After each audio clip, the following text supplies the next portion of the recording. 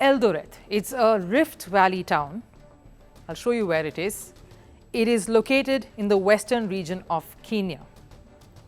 Now, it's a small town, that's what Google still says, and the population of this town is 4.6 lakhs. I'm of course not diving into a geography lesson here, but it's essential to know about Eldoret and what it means, not just to Kenya, but the sporting world. This is the town that has produced some of the best runners in the world. It's home to legends. The town and its muddy tracks are witness to marathon runs. Even today, Olympic champions, world champions, they all run alongside the masses, enthusiasts, amateurs, and young aspirants to hone their skills.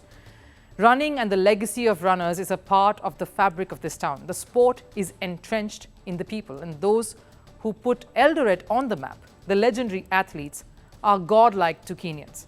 And after another successful Olympic Games, President William Ruto and his team thought it would be a great idea to give Eldoret the status of a city, not a town any longer.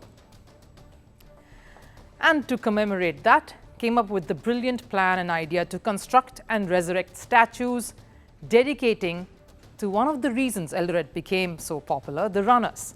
And so they did. There were 3 statues that went up some days ago. That looked like this, depicting the famous runners, or what was intended to be an ode, to honor their contributions to making Kenya a world beater. And it ended up being a total disaster. The people of Eldoret were furious, angry, and to them, this was a joke.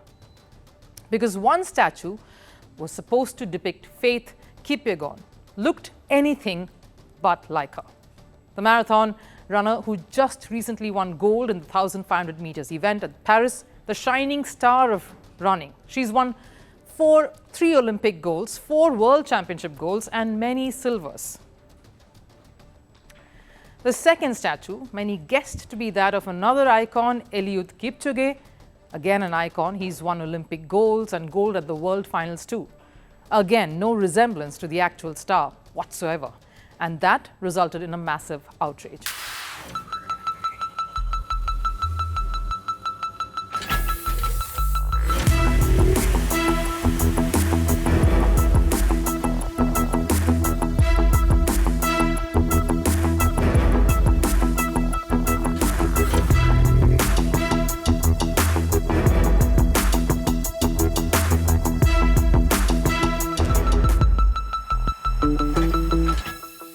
The third statue was a guessing game that many indulged in for fun, ridiculing the government for paying little or no heed to how this would actually reflect on the people, the town, and on Kenya. My guess is Sally Kipyegon, but then your guess will be just as good or better than mine. The government faced severe backlash. There were users abusing this. One put up the photo of the statue and said, "The works represented our collective mediocrity as a country." Another Kenyan said it was a disgrace calling this statue Kipyegon. The government had to act to quell this rage.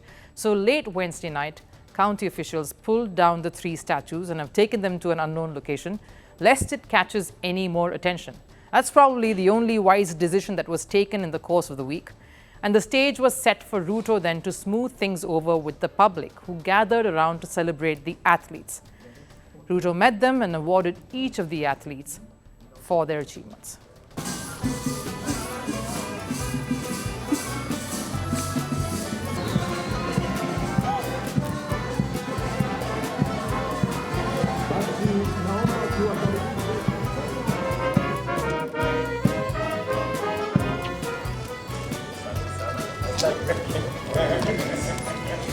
Okay, great.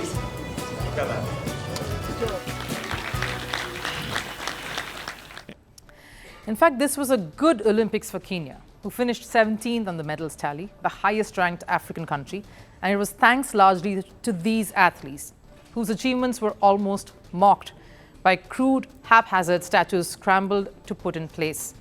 Another strike against a government that has already angered residents for many months now, particularly against Ruto. These are athletes who've struggled to work hard to get here, reach the pinnacle of their sport, and put Eldoret and Kenya on the global map.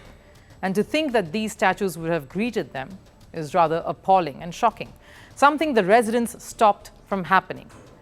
As the saying goes, sometimes less is more.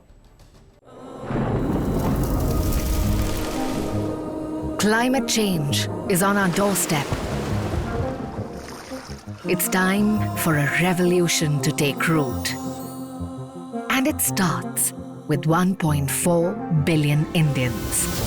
It starts with one tree for humanity, one tree for Mother Earth, one tree for our future.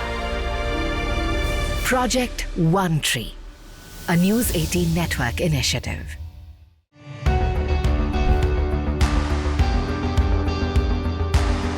Across continents, one powerful news source. Bringing you diverse perspectives on the issues that matter.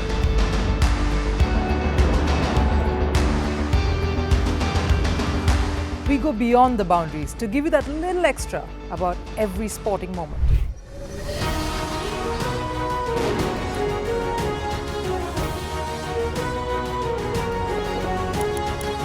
So thank you for making Firstpost 5 million strong. We're counting on your support, and you can trust us to bring you the news unfiltered and unvarnished.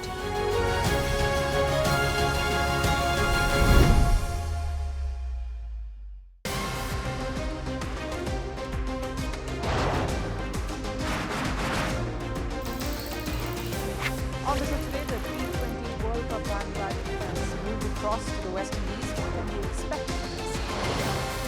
Hello, I'm Alice Green, coming to you from Durban, South Africa. Today we have a special show.